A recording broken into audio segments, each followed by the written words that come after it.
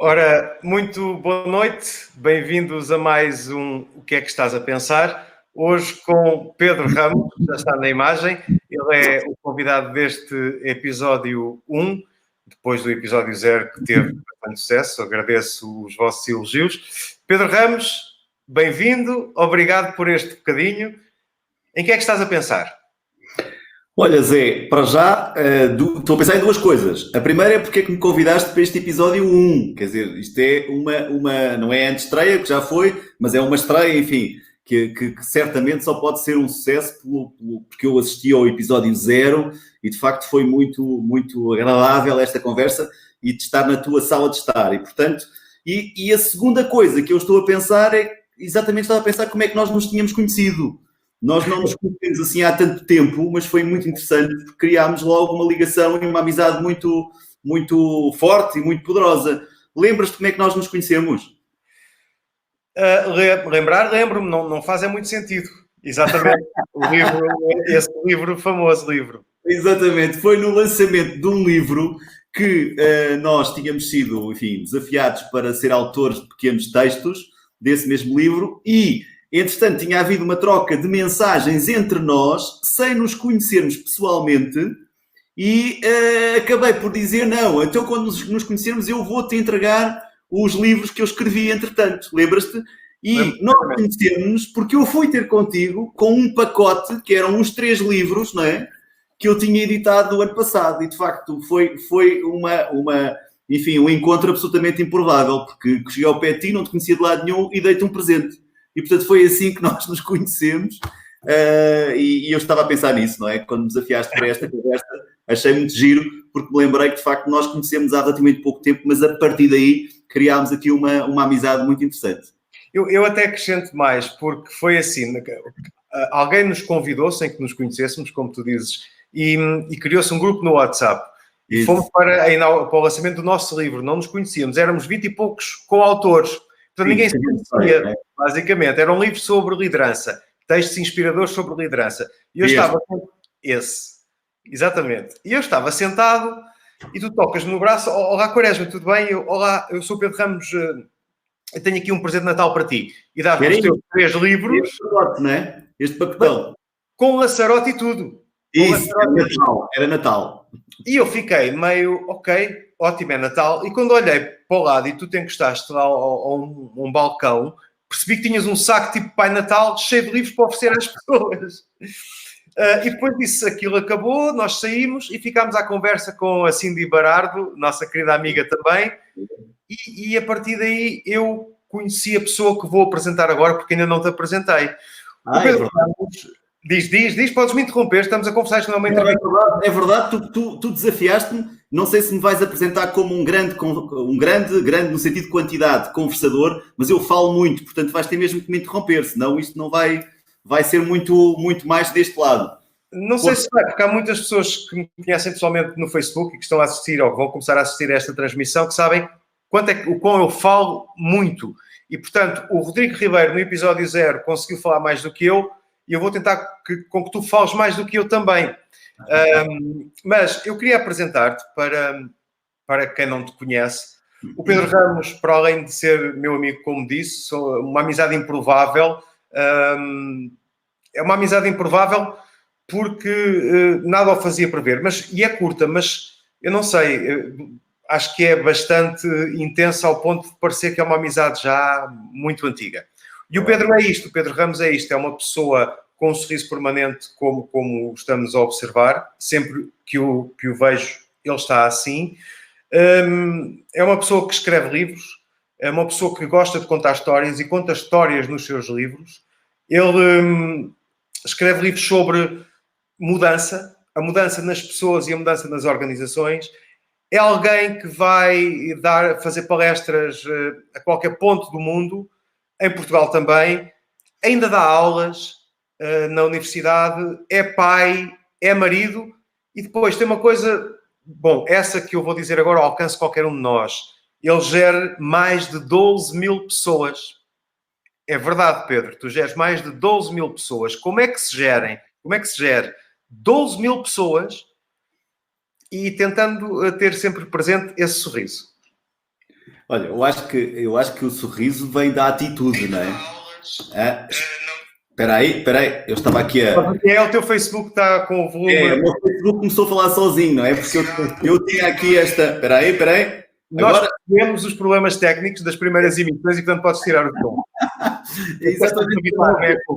Para não haver falhas, eu tinha o Facebook ligado também aqui no telemóvel. Eu também tenho que ir acompanhando, só que tirei o som. Mas já desliguei. Não é preciso, porque já não estamos com problemas técnicos. Portanto, está a correr bem. Mas olha, para te dizer de facto como é que se mantém o sorriso, eu acho que o sorriso vem da atitude. A atitude é qualquer coisa de interior, da forma como nós lidamos de facto com a nossa própria vida. E é interessante, é interessante que tu fizeste, quando comunicaste quando começaste a divulgar esta nossa conversa, foi muito interessante, não falámos, mas tu foste buscar uma frase do Churchill que tem a ver com se estiveres a passar pelo inferno, segue em frente, não é? Ou seja, não pares. Essa frase que está aí em rodapé. Exatamente, esta mesmo, não é? Se estivesse passando pelo inferno, continua caminhando, ou seja, não pares. E eu tenho essa atitude, é interessante que nunca tinha pensado muito sobre isto, mas eu acho que isso tem a ver com a minha atitude. E de facto, o facto de eu fazer várias coisas ao mesmo tempo e de precisar mesmo de estar a fazer várias coisas ao mesmo tempo, porque elas fazem-me ter esta atitude permanente de uma insatisfação positiva, portanto, de querer permanentemente fazer coisas. Isso também não me faz esquecer os momentos em que eu tenho que celebrar as coisas boas que vou fazendo, ou outras coisas que até nem correm tão bem, mas que são importantes também marcar essa presença. E, de facto, o sorriso vem disso, da forma, se quiseres, tranquila, com que eu gosto de passar pela vida, mesmo quando essa vida não é fácil e quando se faz muitas coisas. Enfim, quem mais faz ou quem faz mais coisas tem mais possibilidade de errar, de sofrer, não é? Mas também tem mais possibilidade de ser feliz. Mas também é isso, mas também tem mais possibilidade de ser feliz, porque arrisca mais e faz mais coisas.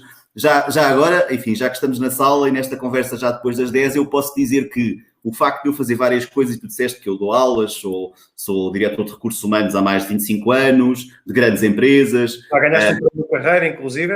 Desculpa, ganhei um prémio carreira, aliás, eu pensei que era mesmo para me pararem, não é? Para darem-me um prémio carreira, eu achei o máximo, mas obviamente agora estou a brincar, senti-me super orgulhoso. Já agora, depois eu fui ter com o júri e perguntar porque é que me deram um prémio carreira e disseram-me, não, tu ganhaste o prémio não foi pelos 25 anos, ou neste caso 27, já são mais de 25, anos enquanto diretor de recursos humanos, foi o que conseguiste fazer nesses 27 anos. De facto, tem a ver com o que estás a dizer, eu faço muitas coisas. E isto, eu estava a dizer que já era depois das 10, já posso dizer, porque eu ao longo da vida adquiri uma competência de gaja, que é, de facto, conseguir fazer muitas coisas ao mesmo tempo. E já agora, porque é que eu adquiri esta competência? Fui desenvolvendo esta competência. Porque eu comecei a trabalhar em RH, não é? Nas áreas de gestão de pessoas e RH, que eram recursos humanos para quem não está familiarizado com... Recursos humanos. Exatamente, tens que ir traduzindo isto, não é? E de facto, esse mundo era habitualmente um mundo mais feminino. E eu, para conseguir triunfar naquele mundo, tinha que fazer tão bem como as minhas colegas mulheres, e comecei, de facto, a desenvolver essa competência de fazer várias coisas. Mas, de facto, depois disso, hoje eu, de facto, preciso de fazer várias coisas. Eu preciso de escrever livros, como tu dizes, ou escrever artigos. Eu preciso de dar aulas. E quando eu digo eu preciso, porque eu gosto de passar esse conhecimento, mas, sobretudo, gosto de partilhar. Porque eu recebo muito mais de volta do que eu dou, estás a ver? E procuro fazer muitas coisas, de facto, em simultâneo. Como é que eu consigo fazer isso? E com esse sorriso, como tu disseste, obrigado pela ideia do sorriso. Eu não tenho muita consciência disso. Às vezes acho que até que não estou a sorrir.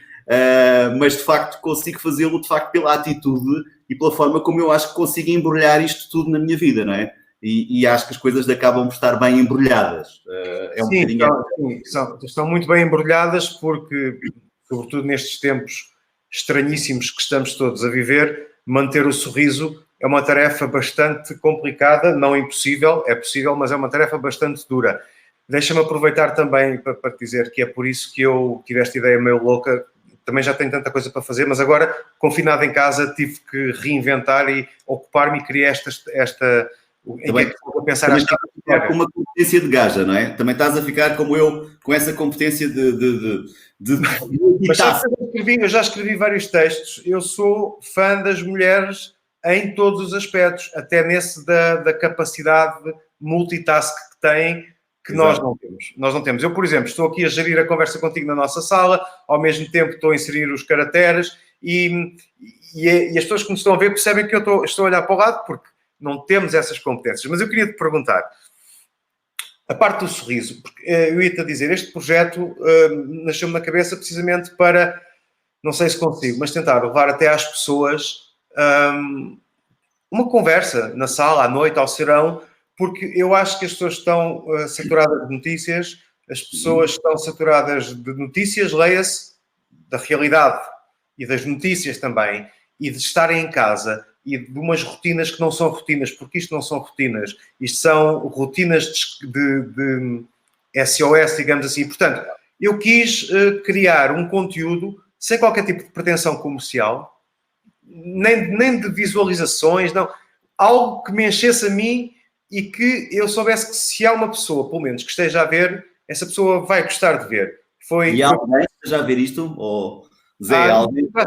Não sei, mas acho que estão 18 pessoas por aí, mais tu e eu, 20, mais a Carla, 21, mas já não é mau. Já temos a sala cheia. Já temos a sala cheia. Pronto. Então eu ia-te perguntar, porque eu li os teus livros, eu li, e já estivemos juntos na apresentação de um outro livro teu, aliás, de um desses livros, e tu falas em todos eles sobre a mudança. A mudança nas pessoas, que provoca mudança nas organizações, que provoca mudança nas sociedades. Ora, Pedro, neste tempo de Covid, um sorriso e a capacidade de mudar, que todos teremos que ter, qual é a fórmula mágica para lá chegar? Olha, eu acho que a fórmula é nós focarmos no fim e não no meio.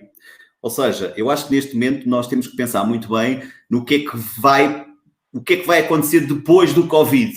Eu penso muito nisso, não é? Ou seja, neste momento eu tenho que atuar, eu tenho que intervir. Eu, aliás, tenho falado um pouco sobre isso, que é porque sou RH, cá está, Recursos Humanos, sou um RH de emergência. Portanto, neste momento nós estamos em emergência, estamos a atuar neste contexto de emergência, mas efetivamente eu penso sempre no depois, e depois.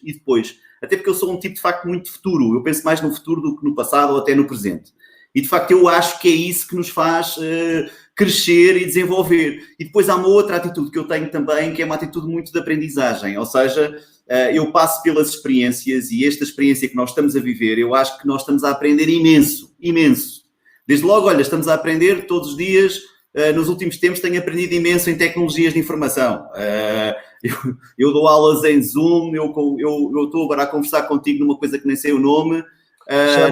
Neste caso, esta plataforma é a StreamYard. É uma plataforma gratuita, online. Aproveita e faz a publicidade. Não é gratuito e eles não me pagam também, portanto... Estou a brincar. Eu passo o dia no Teams a fazer reuniões. Eu passo... Já tens o TikTok, ou não? Não, esse não tenho. Eu já tenho o TikTok. Tens tu. E, portanto, eu aprendi isto tudo de emergência, repare, emergência. E, portanto, de facto, e isso tem sido uma experiência extraordinária. E eu prefiro apresentar isso. E quando falo com as pessoas com me rodeio, e, de facto, os momentos são terríveis, os momentos são de notícias negativas. Felizmente, agora, à hora que estamos a falar, desde há 2 dias, já achamos que a coisa está a melhorar. É preciso também termos cuidado com isso, não é? Já falaremos, mas de facto eu acho que os tempos são sobretudo de aprendizagem, mas eu vejo isto já como ferramentas extraordinárias que fiquem para o futuro, são aprendizagens já feitas.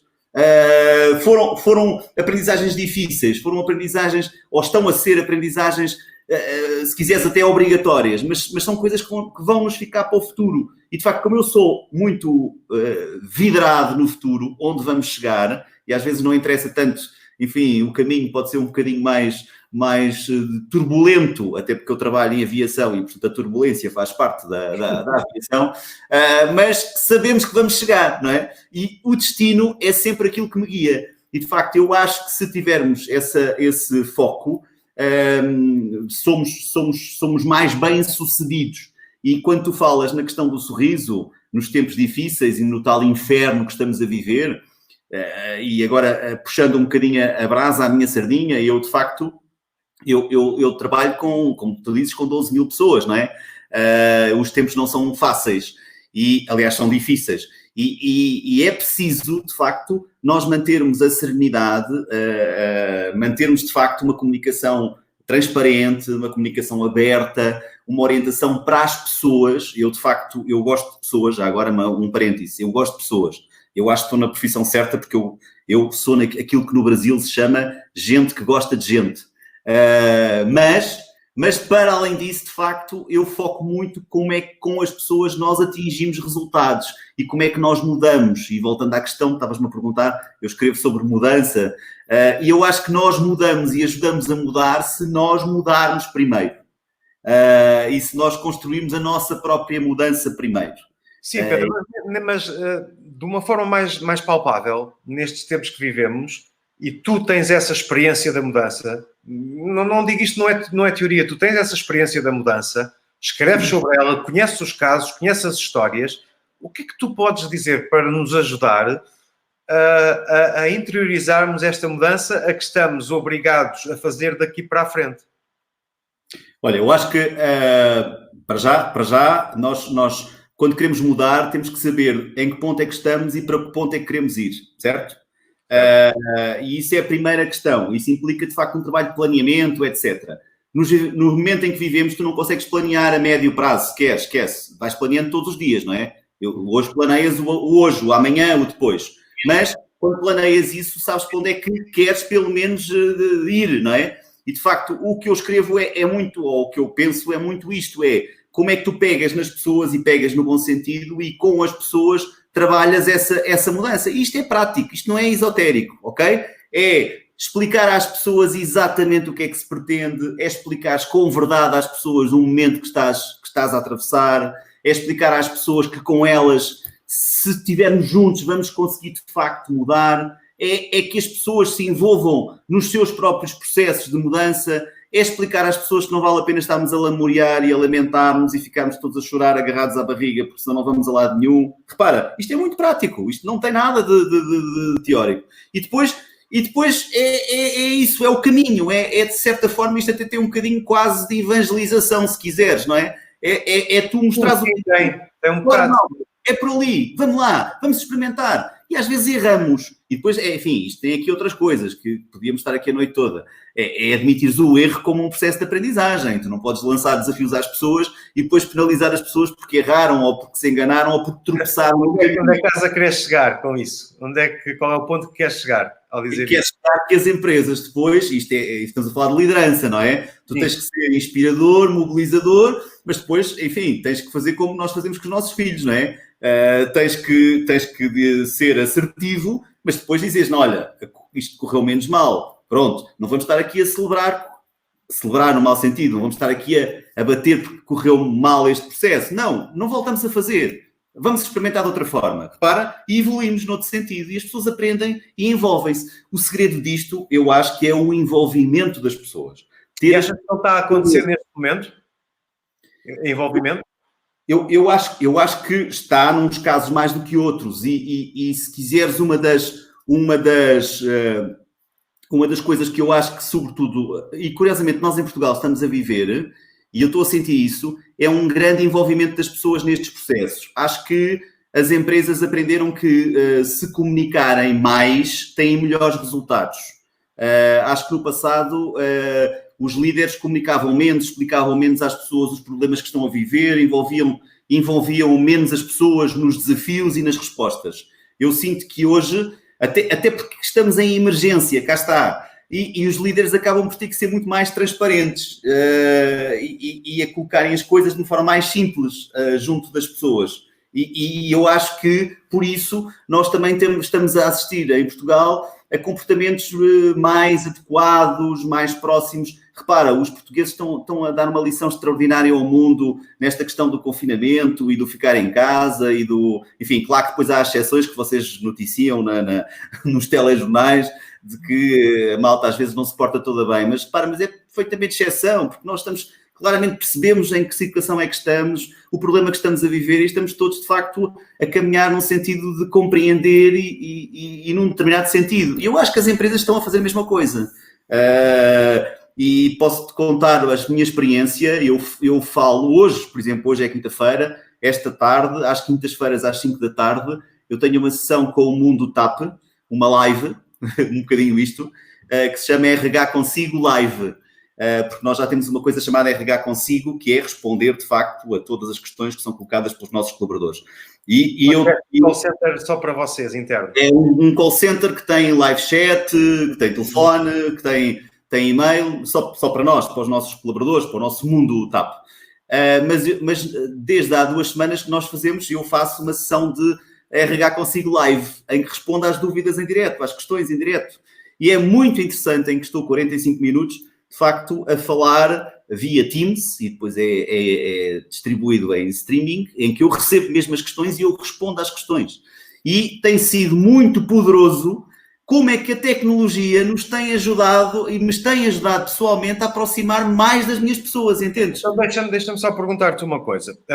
Quem está a ver, as pessoas que nos estão a ver, podem até pensar assim, bom, ele está a falar em comunicar, é diretor de recursos humanos da TAP, o Quaresma está ali, é jornalista, e há perguntas que não estão a sair. Bom, eu queria fazer uma espécie de editorial do canal. Mas é uma sala de estar, não é? Isto é uma sala de estar, não é um... Exatamente. Portanto, ou seja, eu gostava que ficasse bastante claro que eu não estou aqui como jornalista. Estou na minha casa, o Pedro está na dele, como todos os convidados irão estar nas casas deles, porque fica em casa, e não houve combinação prévia. Agora, eu entendo que se eu tiver que colocar questões sobre o layoff da TAP, como é que a TAP está a enfrentar a crise, etc., eu colocarei às pessoas devidas, que não é propriamente o Pedro, é o Sherman ou o Gabinete de Comunicação. Portanto, não vale a pena deixarem comentários a dizer não faz as perguntas, são amigos. Exatamente, estamos aqui porque somos amigos. É claro como água. E nesse sentido, feito este editorial que eu acho que é importante, porque nós estamos aqui para que as pessoas passem um bom bocado da noite connosco, não estamos aqui para criar guerras nem polémicas. Façamos tábua rasa disto, está esclarecido. Estamos a falar das plataformas e de como elas estão a ligar às pessoas. As plataformas já existem e estão a aparecer outras recentes, como a Zoom, por exemplo.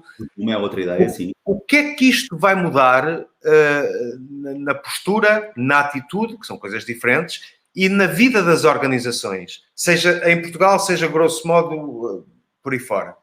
Ou seja, eu acho que já mudou. Isto não é o que vai mudar, eu acho que já mudou, não é?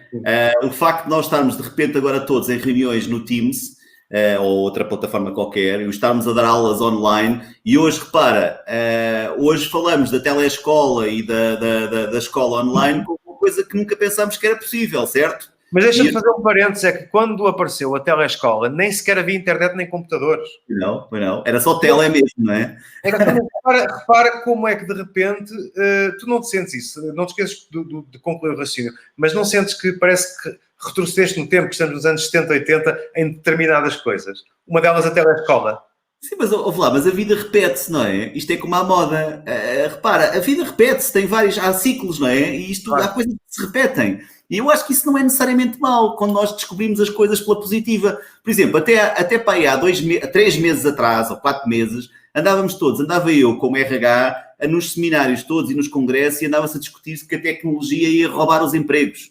E, portanto, o medo é que a tecnologia ia roubar empregos e as pessoas iam ficar sem empregos porque a tecnologia não sei o quê. Agora, aqui de El Rei, se não houvesse tecnologia, graças a Deus, e a todos os operadores, nós estamos aqui a toda a hora com imensa tecnologia a fazer a nossa vida, certo? As pessoas, quando se fala que as máquinas e a tecnologia vão roubar a nossa vida, pensam em robôs. Esquecem-se de um detalhe, e o detalhe é sempre muito importante, que é, como eu costumo dizer, o computador não é suficientemente esperto para cometer um erro.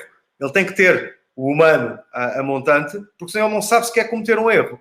E, portanto, concluindo o teu raciocínio, ou continuando o teu raciocínio como queiras, o que é que isto já está a mudar, mas quando o estado de emergência abrandar ou desaparecer, como é que as organizações, e tu geres mais de 12 mil pessoas, é uma organização de nível mundial, tem operação para todo o mundo, tem uma escala brutal, como é que na prática, porque é isso que quem nos está a ver que quer perceber, como é que na prática as coisas podem mudar?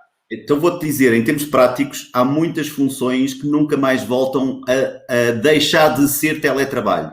Nós descobrimos o teletrabalho em algumas funções e nós não só na TAP, as empresas descobriram que há funções que é possível fazer em teletrabalho e muitas dessas funções nunca mais vão voltar ao escritório. Vão passar Mas a continuar... as pessoas vão pensar, ok, já ouvimos isso, então dê-me exemplos, é o que eles estarão a pensar neste momento. Que tipo de funções é que não faziam e que agora o teletrabalho é a ferramenta-chave? Funções de call center, neste momento nós temos um call center inteiro a trabalhar em casa, não é? Em teletrabalho. Dificilmente, e nós e outras empresas que eu conheço, não é? E todos nós conhecemos, dificilmente esse call center vai deixar de ser feito na forma mais confortável para as pessoas, na sua casa, em que lhes permite, no fundo, nós andamos a discutir aquela questão da conciliação de vida profissional com a vida pessoal, onde podem estar próximo da família e dos filhos e podem desenvolver essa atividade. Portanto, eu acho que há funções que neste momento, e nós descobrimos à força o teletrabalho, eu acho que uma das coisas práticas é que essa questão do teletrabalho vai definitivamente entrar, porque já entrou, na vida das empresas. Outra coisa tem a ver com a própria agilidade. Nós andámos também não sei quanto tempo a discutir sobre os processos agile e como tínhamos que ser mais ágeis, equipas menores e trabalhar mais em projetos, etc. E agora estamos a fazer isso, à força, mais uma vez.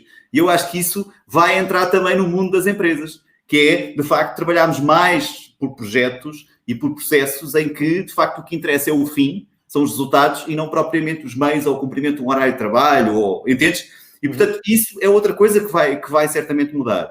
E depois também vai mudar esta ideia, e eu acho que isso também é um mindset de que é possível pensar diferente. Porque nós, às vezes, repara, estas coisas todas, teletrabalho, tecnologia, etc., já existia, só que nunca nos atrevemos a mudar assim, certo? Achámos que um dia havia e de repente mudámos tudo de repente. Repara, nós tínhamos, e tu tens aí projetado, de facto, as 12 mil pessoas da TAP, de repente, de um dia para o outro, nós na TAP passámos a ter cerca de 1.200 pessoas a trabalhar em teletrabalho, em casa. Em casa, sim. E outras que não estavam em teletrabalho, porque era preciso ir apertar parafusos, não é? E, enfim, grosso modo, apertar parafusos. Os aviões precisam de mecânicos, precisam de configuração, enfim, a manutenção, etc. Mas, efetivamente, de repente, né, de um dia para o outro, foi possível colocar as pessoas em casa e dar-lhes os meios para... É evidente que houve aqui uma revolução tecnológica, mas já existia, a tecnologia já existia. E, de facto, o que tu perguntas... Mas isso é compatível, Pedro, isso é compatível com as pessoas continuarem a ganhar o mesmo vencimento ao final do mês? Ou isso implica... não estou a falar da TAP. Disclaimer, não estou a falar da TAP. Estou a falar dessa estratégia que já não, desse padrão de trabalho, digamos assim, que já existe em Portugal há bastante tempo. Do vencimento. Isso cá está outro mito que nós temos que romper. O que cá está é que nós vimos de um paradigma em que os vencimentos, os ordenados, os salários, se quiseres, enfim, podemos utilizar esta palavra, estavam muito indexados a horários de trabalho. Exatamente. E temos que mudar para um paradigma e que já tínhamos mudado um bocadinho, mas se calhar agora, mais uma vez, a uso estamos a mudar, em que o vencimento, salário, o que seja, está relacionado com o produto final, com o objetivo cumprido, com o atingimento, certo? Deixa-me dar-te este exemplo. Sim, a resposta é sim, pode-se ganhar o mesmo, porque não é? Porque hoje, por acaso, trabalhei bastante. Porquê? Um motivo simples. Hoje, por acaso. Eu sublinho que disseste hoje, por acaso. Podias ter sublinhado bastante. Não, porque nós estamos a 50% e desses 50%, na minha equipa, há pessoas que folgaram hoje e amanhã, porque vão trabalhar fim de semana, tal como eu iria fazer. Só que pediram-me uma troca e, portanto, eu fiquei a trabalhar e, portanto, ficámos, dos nossos 50%, ficámos para aí menos metade de novo. Então, eu hoje trabalhei bastante, mesmo ao ponto de me ter cansado, de ter ficado exausto. E não pedi nada a ninguém. E um dos meus editores chega ao pé de mim e diz: Zé, não tens nada para fazer? Vai para casa. E eu saía às 5, saía 10 para as 4. Ou seja, eu produzi muito mais do que num dia normal, por causa dessa vicissitude, e ao final do mês vou ganhar o mesmo vencimento. Conclusão, eu não vim feliz para casa porque vinha muito cansado, agora estou feliz porque estou a falar contigo, mas saí 1 hora e tal mais cedo e podia ter usado essa hora e tal como eu quisesse. E usei, claro. Não é? Portanto, é possível compatibilizar a deslocação ou o êxodo de algumas profissões para casa, mas manter-lhes os vencimentos. Claro que é. Eles produzem, claro. Em que aumentas a qualidade de vida das pessoas também, certo? E a produtividade também. ela própria. Não perdes 1 hora e não sei quantos no trânsito para ir, mais outra hora para regressar, não apanhas transportes públicos e, de facto, se calhar, isso e eu acho que isso as empresas aprenderam agora. Portanto, não é um tema de reduzir vencimentos ou é um tema de resultados. Qual é o resultado? E já agora voltamos ao nosso tema, ao meu tema favorito, que é o das pessoas. Se eu posso atingir os mesmos resultados sendo muito mais feliz, repara, isso é inquantificável, se quiseres, mas de facto traduz-se eu prefiro ser muito mais feliz se consigo atingir os mesmos resultados, não é? E de facto essa felicidade é o bem que eu posso ter para mim, mas também não é só para mim, porque essa felicidade depois espalha-se e traduz-se em motivação para continuar a desenvolver o meu projeto profissional e a querer atingir resultados de nível superior. E, portanto, eu acho que as empresas aprenderam isso e as pessoas também estão a aprender isso. Pedro, para quem não ia falar da TAP, para quem não tem asa, já vamos um bocadinho alto demais, não? Na sequência do que eu te perguntei, hoje ouvimos que foi renovado o estado de emergência e que lá vamos começar a pensar que poderemos ter um verão algo condicionado. Ora, e depois do verão algo condicionado, se tivermos esse verão, o que te pergunto é, Pedro, há hábitos novos que vão ter que ficar, se calhar, para sempre, não? Como alguns cuidados de higiene, eventualmente máscaras. Eu não falo dos aviões, falo na sociedade, no nosso dia-a-dia. Não, há coisas que eu acho que... Repara, há coisas... É giro que eu falo cá em casa e às vezes eu estou a falar com a Sandra, a minha mulher, e ela diz-me, mas eu sempre lavei muitas mãos, quando vinha da rua lavava sempre as mãos, enfim, há hábitos que nós já tínhamos, mas que, entretanto, fomos perdendo, ou pelo menos não deixámos de pensar muito neles, e que agora, obviamente, a sociedade e as empresas, no fundo, estás-me a colocar a questão por causa do mundo, sobretudo o mundo corporativo, há coisas que vão mudar, por exemplo, os espaços, eu acho que as empresas vão pensar um bocadinho sobre os espaços físicos e o número de pessoas que vão estar a conviver no mesmo espaço, há hábitos de higiene, vamos andar não sei quanto tempo com o álcool gel, de facto, ainda nas organizações, e a estimular que as pessoas se higienizem de forma mais acuidada. Vamos se calhar, a questão de não andar em transportes públicos demasiado cheios também é um tema que se vai pôr. Ou seja, a questão da máscara, falaste na questão da máscara. Ou seja, infelizmente vamos melhorar a qualidade de vida, basicamente, neste caso. Aliás, para gracejar um bocadinho, que não tem graça nenhuma, eu tenho um vício terrível que é roer as unhas. Eu roo as unhas. Antes, ainda eu não tinha dentes, já roía as unhas. E eu penso muito, desde que começou esta desgraça, deste momento que estamos a viver, eu cada vez que vou pôr as mãos na boca, eu penso muito bem nisso. E, portanto, eu acho que pelo menos esse hábito eu vou manter, certamente durante mais uns tempos. Agora deixaste-me um bocado pendurado porque eu estava a olhar para os comentários que nos estão a fazer, que não aparecem no streaming. E fantástico. Saber onde estamos e para onde queremos ir. Olá, hoje não me esqueci de estar aqui.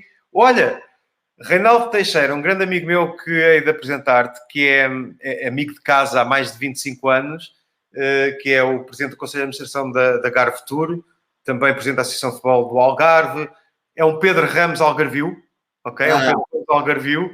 Eu também tenho uma costela um bocadinho algarvia da parte da minha sogra. E ele diz, grande Zé, um abraço desde Vila Moura. Pois, eu gosto destes abraços porque são potenciais convidados, portanto, eu vou desligar aqui o Facebook para não me estar a influenciar, porque se estivéssemos de facto numa só sala não estava a olhar para o Facebook. E então, dizia eu, apanhaste-me pendurado.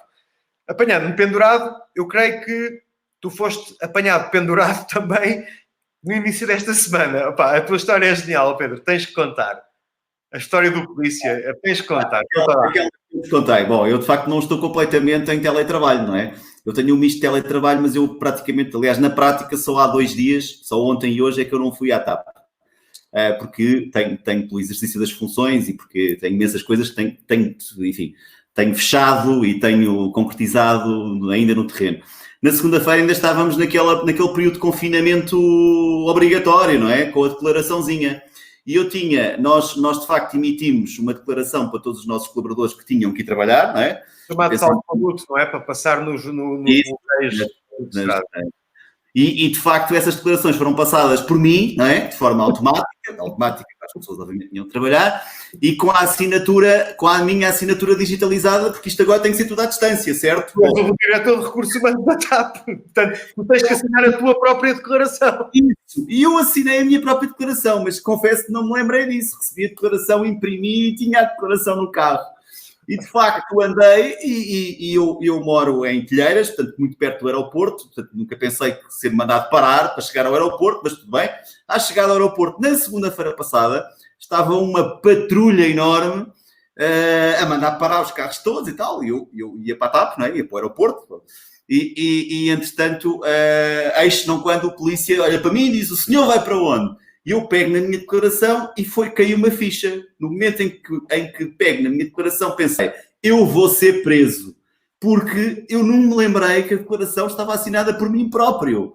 Para mim... Depois estava a polícia a olhar e dizer: seu amigo, está a gozar com a minha cara. O senhor chama-se Ramos e tirava a própria declaração. Olha, guarda, eu não sabia se lhe havia passar o papel ou não, ou sabia de eu próprio falar no assunto.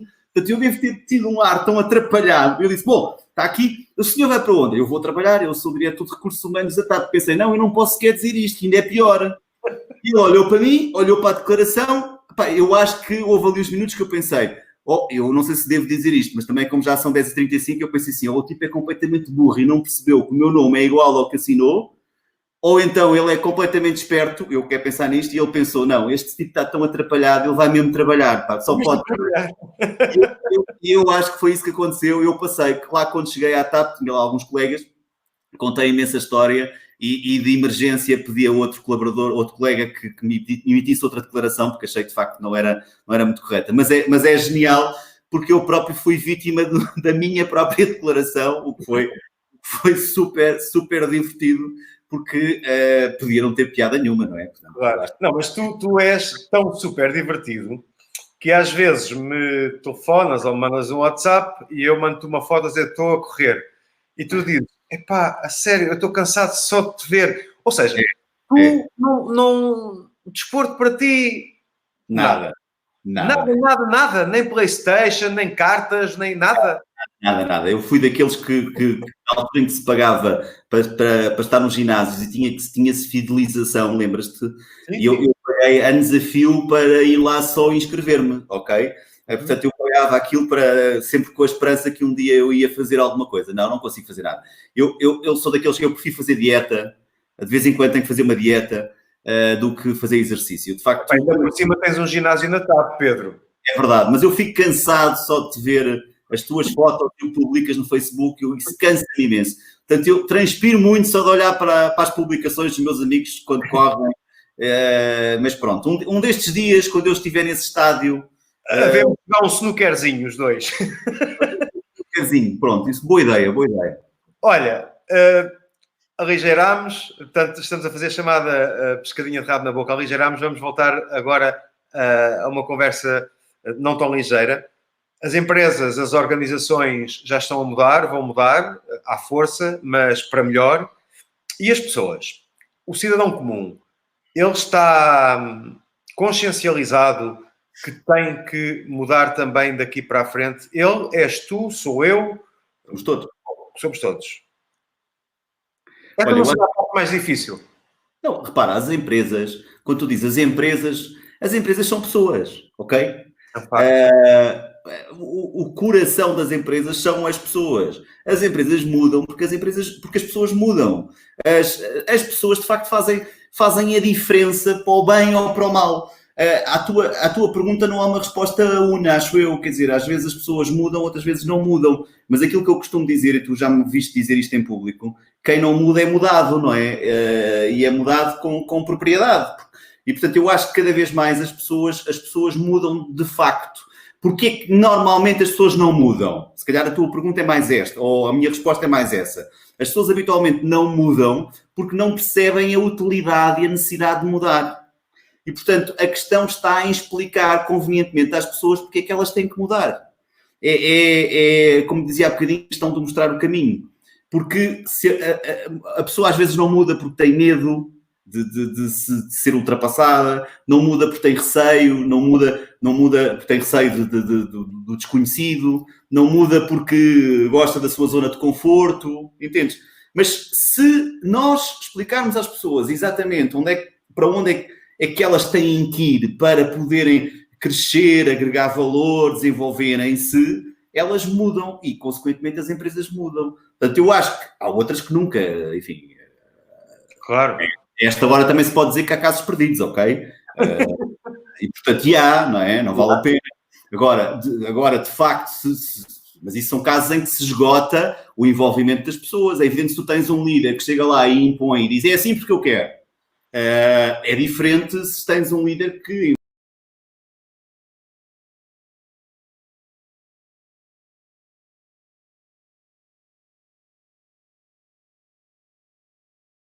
Geres, como um líder deve fazer, é aquela célebre frase dos carrinhos amarelos que andam nas pistas dos aviões a puxar os aviões, follow the leader. Follow the leader é uma coisa.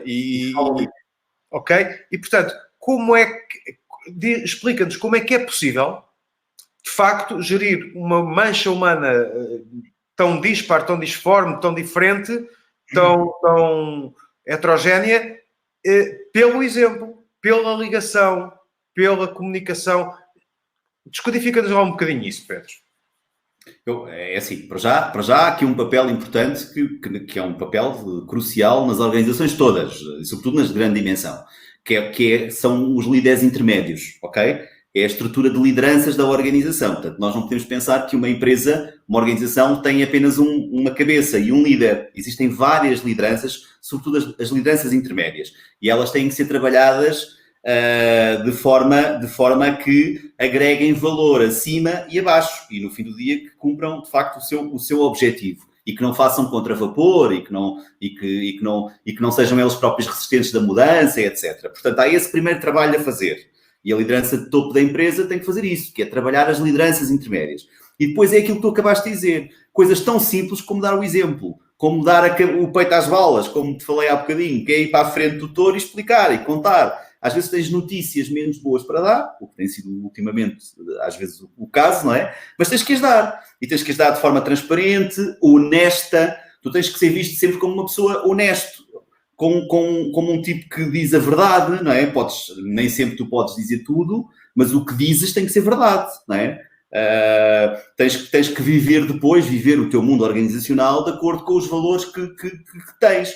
E, sobretudo, tens de ter uma coisa que nós não falámos ainda, e eu passo a vida a dizer isto, mas hoje não falámos isto, que eu gosto muito desta palavra, que é o propósito. Propósito. Eu acho que uma coisa importantíssima é trabalhar nas empresas, e sobretudo as de grande dimensão. Porquê que eu digo mais as de grande dimensão? Porque é onde a comunicação é mais difícil.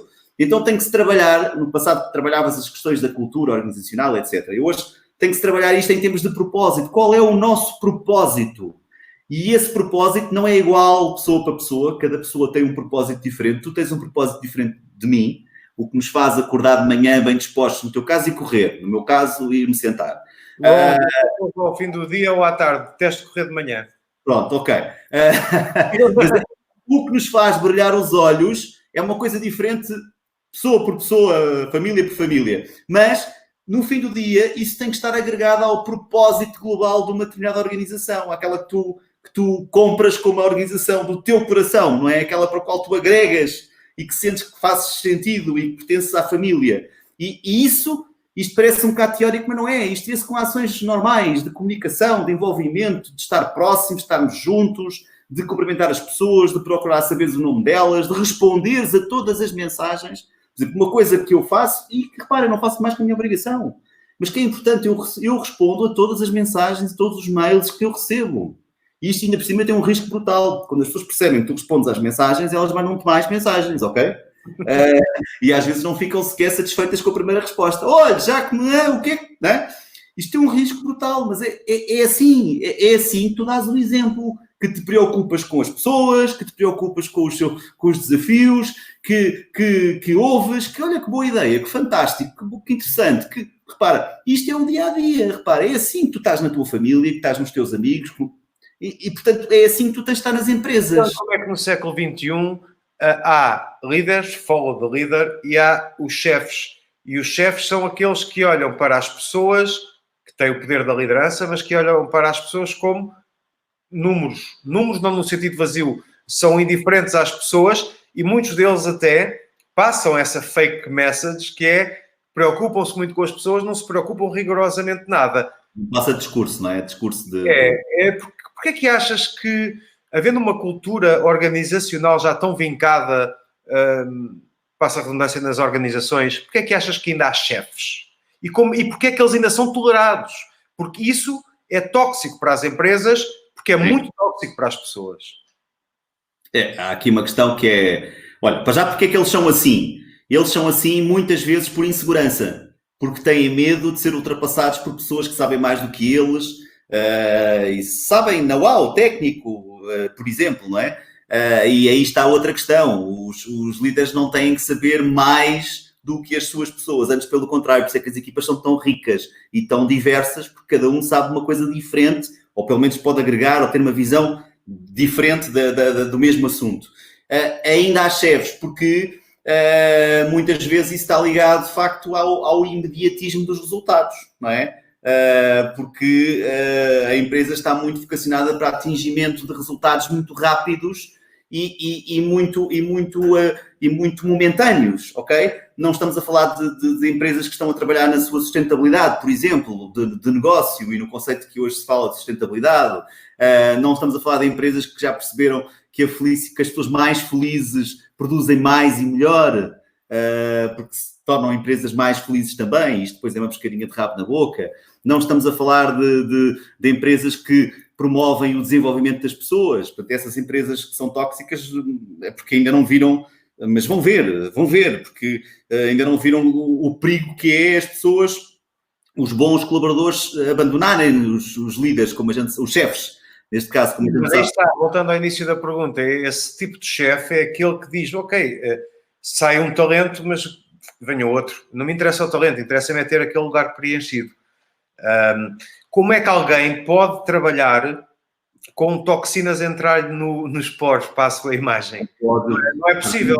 Não é possível. Não é possível. É evidente, atenção, também não vamos criar aqui, quer dizer, também não vamos criar o mito que nós somos sempre muito felizes, sempre, claro. em todos os momentos da nossa organização. Obviamente que há momentos mais felizes e depois há momentos mais difíceis, não é? Que enfim, não andamos sempre a sorrir. Quando me apresentaste a dizer que eu estava sempre a sorrir, não estou sempre a sorrir, não é? Não, eu não estou a dizer que está sempre a sorrir. Eu disse, quando eu estou contigo ou te vejo, estás sempre a sorrir. É a tua influência, não, é verdade. Mas de facto, quando a maior parte do tempo é infeliz, a pessoa é infeliz no trabalho, alguma coisa está mal, de facto, não é? Mas eu acho que isso acontece porque, de facto, as empresas procuram resultados muito imediatos, muito naquele momento. Mas cada vez mais as empresas e este mundo, bem, não apetece, isto não é propriamente, mas é o tal mundo VUCA que se fala agora muito, não é? O mundo volátil, incerto, complexo e ambíguo, em que tudo muda e a mudança... Existia já antes do Covid, nos ter invadido. Antes do Covid, exatamente. Mas que agora o Covid veio provar se as empresas estavam ou não preparadas para gerirem nesse contexto. Porque não há momento mais incerto, mais improvável, mais complexo e mais ambíguo do que este, não é? Olha, que eu acredito que possa haver. Isto é tudo tão surreal que eu acredito que ainda possa vir acontecer qualquer coisa que ainda mais surreal. Olha, eu acho que pior é muito difícil, não é? Eu também acho, a sério. Pior é muito difícil, mas de qualquer forma também eu acho que com este ensinamento que estamos a ter, e vou-te dizer, agora é muito mais fácil perceber quais eram os ambientes tóxicos dos bons ambientes. Isso eu acho que se vê, agora sim, nos resultados das empresas e, sobretudo, nos momentos que vêm já a seguir, que são os da recuperação. Espero que sejam já a seguir, não é? Que é na reconstrução, no reset que foi feito às organizações, no não é? No rebuilding, refresh, não é? Que vai surgir agora e vai-se ver efetivamente, e as boas lideranças ou as FIAs, os ambientes mais tóxicos, eu acho que vão ficar completamente identificados agora. Mas eu acredito que cada vez mais as pessoas se preocupam e as organizações se preocupam em trabalhar melhor as lideranças. Eu sinto, até porque eu também dou aulas, como já apresentaste, E eu sinto que cada vez mais as empresas procuram pessoas mais qualificadas para exercício de determinadas funções, mais trabalhadas do ponto de vista das competências, das soft skills, não é? Das competências de liderança, de comunicação, e de facto eu acho que isso tem a ver também com uma nova postura das nossas empresas, não é? Quais são as soft skills, se é que eu posso usar essa palavra também para parecer bem agora aqui à nossa plateia, do nosso país? Para darmos um ar às 10h49. Para dar um ar, assim. Depois de tudo isto, quais são os soft skills? Não era essa a palavra que eu queria usar, era uma que a ex-ministra da Cultura do Brasil me disse numa entrevista que eu lhe fiz em estúdio, mas não era soft skills, soft power. Soft power. Qual é o soft power de Portugal quando as coisas começarem a retomar uma, digamos, normalidade, quando sairmos desta crise? Epá, tu fizeste uma pergunta tão inteligente que eu estou quase a perguntar quais são as hipóteses?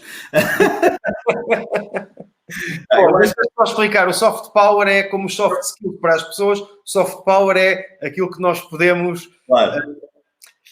É a nossa mola impulsionadora, enfim, por aí. Olha, eu acho que... Então vou-te responder, enfim, para uma pergunta inteligente, vou tentar fazer uma resposta mais elaborada. Então é assim, em 2017, o Fórum Económico Mundial definiu 10 competências, skills, se quiseres, como seriam aquelas que toda a gente tinha que ter em 2020. São 10, não vou estar para aqui enunciá-las, por acaso até acho que sou capaz de chegar aí a 8 de cor, depois esqueço-me de 2, não vale a pena. Mas há uma que eu ando há não sei quanto tempo a dizer que devia ser interessante e que é muito importante. E ninguém me ligava nenhuma, deixa-me dizer, ninguém me ligava nenhuma. E que eu agora acho que... Agora dizer à vontade. Agora posso dizer à vontade, que eu acho que é esse soft power que tu estás a dizer. Chama-se flexibilidade cognitiva. Uma competência que toda a gente tinha que ter em 2020 era flexibilidade cognitiva. Ninguém ligou nenhuma a esta competência. Eu acho que nós estamos a provar que temos uma capacidade incrível. Fomos, apesar de tudo, trabalhando e temos, não é que nós temos mesmo flexibilidade cognitiva, ou seja, estamos a conseguir integrar, adaptar-nos, construir sobre o construído, estás a ver? E estamos a conseguir responder porque temos essa flexibilidade cognitiva. Portanto, mas eu acho que power e essa flexibilidade cognitiva, depois da pandemia, tem que ser absorvida com uma palhinha, assim, cidadão. Palhinha só se for de papel, agora de plástico já não pode ser. Meu caro, que idade é que tens? Olha, tenho quase, eu tenho 50 anos, tenho meio século e anos em abril. Então, quando éramos miúdos, que as palhinhas do cal, dessas coisas todas, eram palhinhas mesmo. Não, antes disso, eram mesmo palhinhas. Eram feitas, eu, pelo menos, bebi imensas vezes em caninhas de palha mesmo. Tu não és... Por amor de Deus. Tornaram-se até mais finas em papel, que agora estão a voltar a esse papel mais grosso, não é? Sim. De facto, mais não é? Mais uma vez estamos a voltar, não é? Mas de facto isto, voltando à questão estávamos a falar do soft power, eu acho que é mesmo isto, é ser capaz de pensar nas mais diferentes formas e conseguir, sobretudo, integrar e construir sobre o já pensado anteriormente, entendes? E fazermos estes caminhos. E eu acho que isto tem sido uma aprendizagem absolutamente extraordinária. Pedro, estamos a fazer a aproximação à pista para aterrarmos. Vamos com 56 minutos. Não temos tempo previsto para aterrar, mas aqui à volta da hora, se calhar depois disso já é maçudo para as pessoas. Mas, por mim, podemos estar aqui mais tempo. Eu queria que tu me contasses, sem fulanizar, porque tu contas as histórias das mudanças. Qual foi a história de mudança de uma pessoa que mais te marcou? Sobretudo pela positiva, claro. Sem teres que fulanizar e dar cara. Uma história de mudança de uma pessoa... Ou de uma pessoa ou de uma organização. Algo tenha provocado impacto em ti. Que és um homem à prova de impactos nesse aspecto, não é?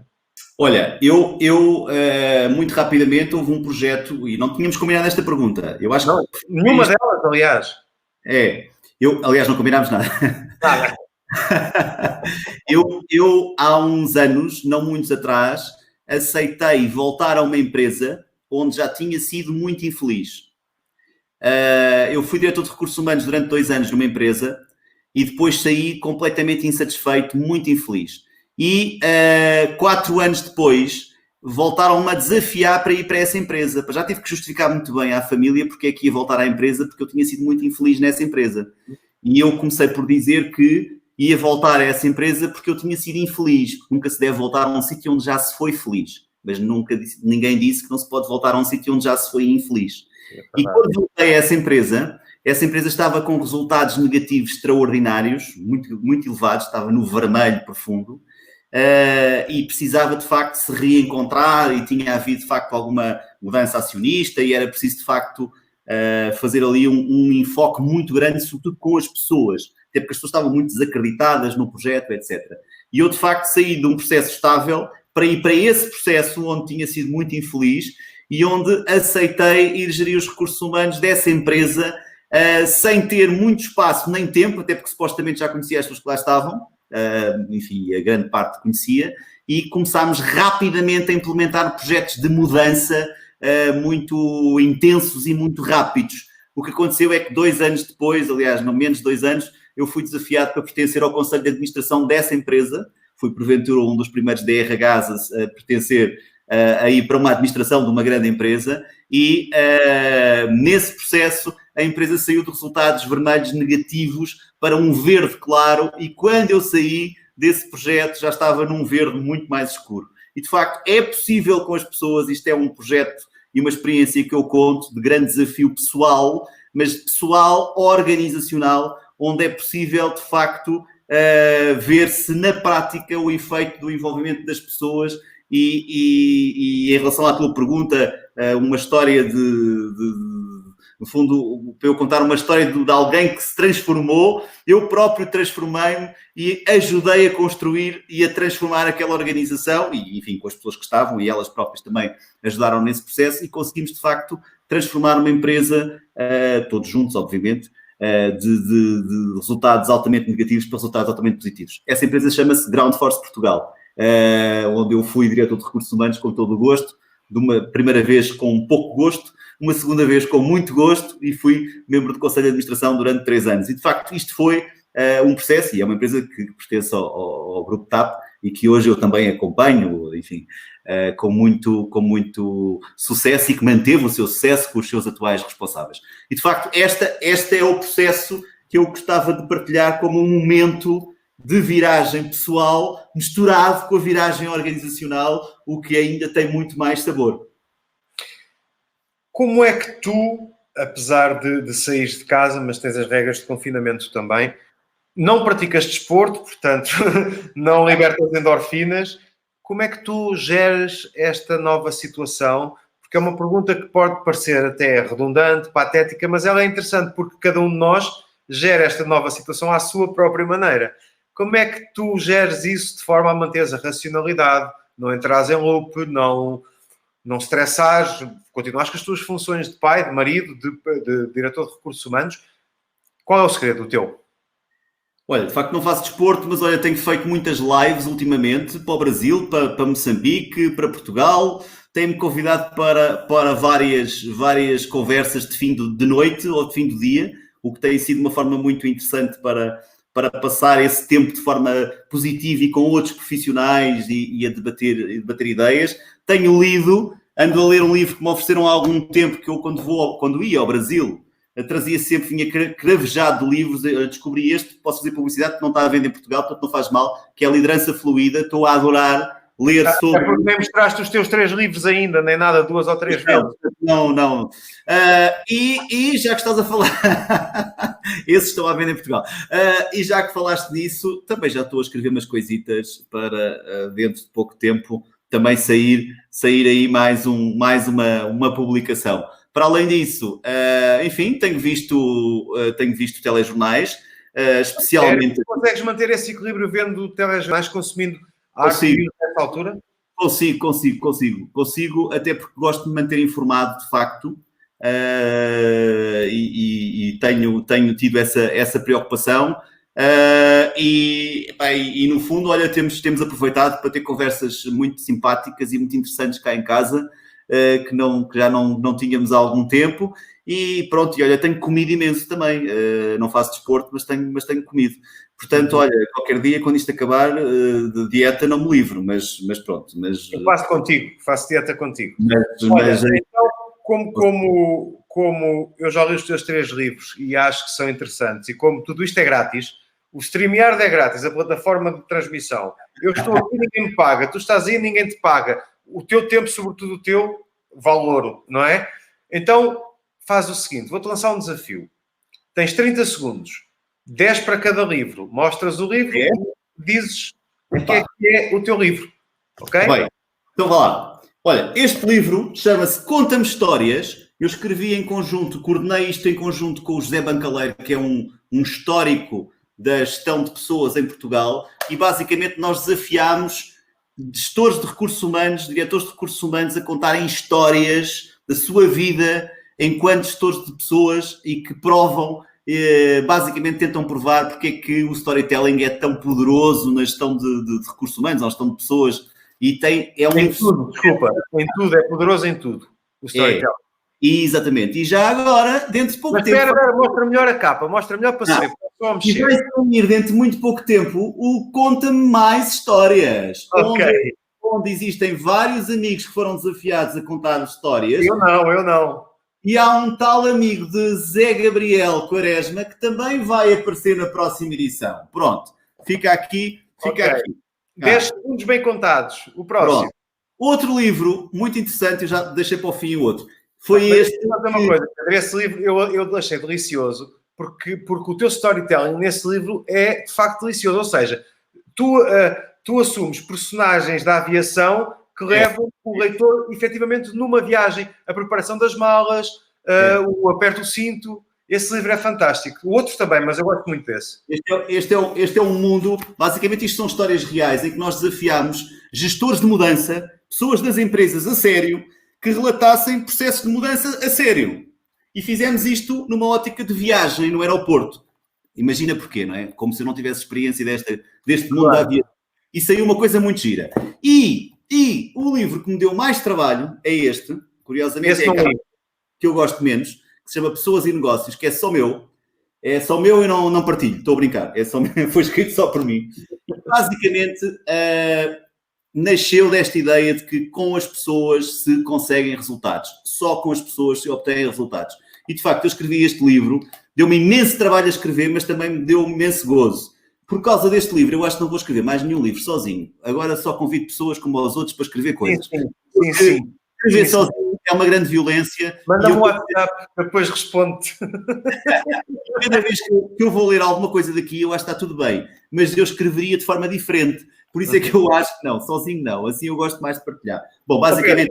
Mas o control já me indicou a pista para a aterragem, mas eu ainda quero fazer mais 2 loops antes de aterrarmos.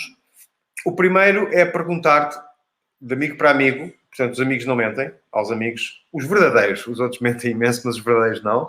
O que é que achaste do episódio 0 e o que é que achaste desta conversa hoje?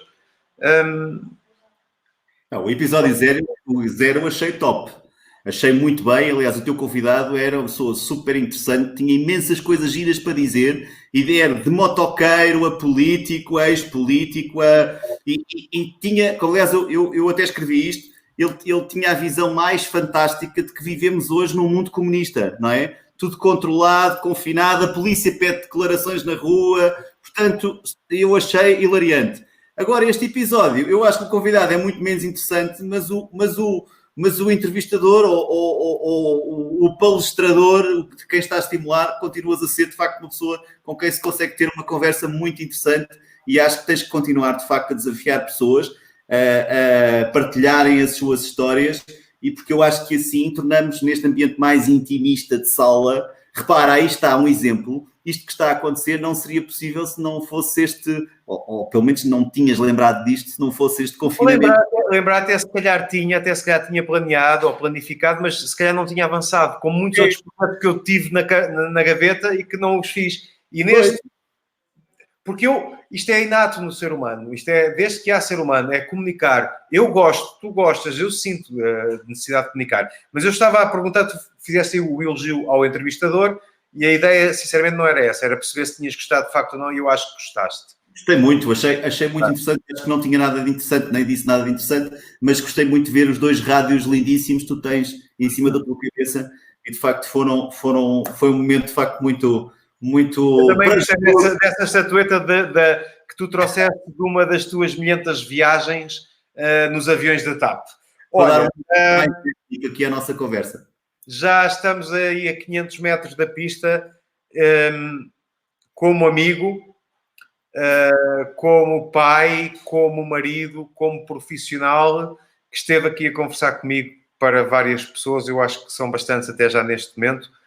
Deixa lá, não é aquelas mensagens de circunstância, queria-te pedir uma mensagem para as pessoas, sobretudo para aquelas pessoas que estão em maior dificuldade, seja ela na gestão desta crise, a nível psicológico, seja financeiro. Para aquelas também que estão bem, qual é que é a tua mensagem de esperança para as pessoas?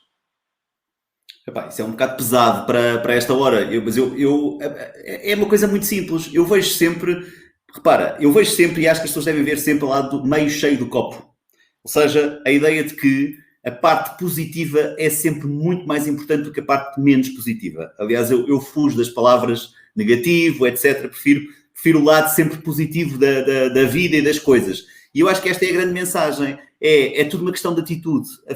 A nossa expectativa e a nossa abordagem, se for pela positiva, ela vai certamente correr melhor. E depois, se quiseres, a parte da mensagem, ou a melhor mensagem é esta que eu agora vou dizer. Eu procuro sempre, todos os dias, repara, quando vou deitar à noite, eu procuro pensar, amanhã vou fazer melhor do que fiz hoje. Ou seja, eu acho que esta é a parte, misturando a parte do copo meio cheio pela positiva, a uma atitude sempre de se superar e de fazer melhor, eu acho que o foco é sempre nesse futuro. Obviamente que isto tudo varia em função dos desafios, das dificuldades que todos nós vivemos, e todos nós temos as nossas dificuldades, obviamente, mas a forma como enquadramos e as encaramos, eu acho que faz toda a diferença no nosso dia da manhã, o tal em que vamos fazer melhor do que fizemos hoje. Portanto, Olha, Pedro, sabes do que é que eu tenho saudades? Dá-te um abraço. Como naquele último almoço que tivemos. Eu também. Eu não te vou agradecer porque eu senti que tu gostaste de estar à conversa comigo. Aliás, sinto sempre. Lá está, é o que tu dizias. Nós nem nos conhecíamos, nós conhecemos desde dezembro, creio eu, ou de novembro. Conhecemos há 6 meses. Parece que há 6 anos ou coisa do género. Eu sinto-te como um irmão, como um irmão, e portanto não te vou agradecer. Vou dizer que foi um gosto muito, muito, muito, muito grande ter sido o convidado 1. O Rodrigo foi o 0, não foi a cobaia, mas foi o 0. E tu foste o 1, e quer o Rodrigo, quer tu, são meus amigos, que eu sei que são, o Rodrigo há mais anos, e portanto, quero apenas desejar que, vou tentar fazer um fecho não muito pesado, quero apenas desejar que continuemos a ser amigos, sem interesse, que não há amizade, nunca te pedi nada, nunca me pediste nada, e é isto que é o bom da vida, não é? É darmos e recebermos. Pedro, um grande abraço. E antes disso, deixa-me dizer-te que já tenho convidado para quinta-feira, porque isto agora começa a ir ao centro. Então, imagina, vou ter alguém da minha vila, da minha cidade, que para mim ainda é a vila, para nós, os de lá, é a Vila Franca de Xira. É só, e isto agora não é o amigo dele que está a dizer, o Zé Gabriel Quaresma, ou o Zé Gabriel, é só um dos melhores cartunistas do mundo, neste momento. O Vasco Gargal vai ser o meu convidado quinta-feira, porque a fasquia tem que continuar alta desde o episódio 0 até o episódio 1. É um grande desafio para mim também ter convidados ao vosso nível. Portanto, fica aqui também já a dica, o Vasco Gargal, quinta-feira, em que é que estás a pensar às 10 da noite? E eu cá estarei a ouvir e a ver-te com todo o entusiasmo, não é? Como é evidente. Vou cometer uma inconfidência de saída. A Cristina Nogueira da Fonseca também nos está a ver, que eu sei. Eu também sei que ela prometeu. Pedro, um grande abraço, meu querido. Tudo bom, e ficamos em casa, os que podem ficar. Agora, olhar para a frente, porque o avião está na pista e o que nós queremos é ver a aviação no ar, correto? Mesmo, está bem. Grande abraço, meu querido. Fica bem. Obrigado. O Pedro Ramos é esta pessoa que viram.